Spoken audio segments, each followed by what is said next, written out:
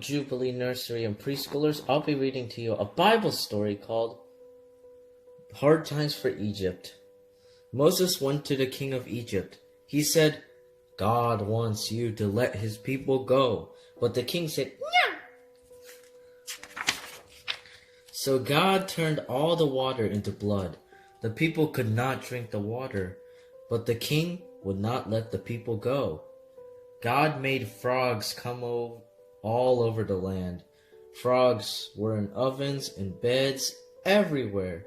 The king said, "Make the frogs go away, then your people can go." But after God took the frogs away, the king said, "No, the people cannot go." God made gnats come all over the land. The gnats were on people, they were on animals, but the king would not let the people go. Then God sent flies to Egypt. The houses were full of flies. The ground was covered with flies. The king said, "The people can go, but take them away the flies too." So God took the flies away, but the king said, "You cannot go." Then God said, "Your cows and horses and donkeys will get sick." And that's what happened. All the animals got sick, but the king still would not let them go. So God made the people of Egypt get sick. They had sores on their bodies, but the king would not let the people go. Then God sent a hailstorm. Hail beat down everything growing in the fields. The king said, "We had enough. Take the people, go and go."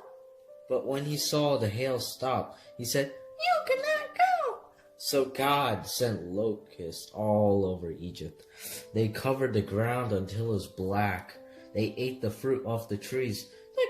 The king said, "Take away these locusts, then you can go." But when the locusts were gone, he changed his mind again.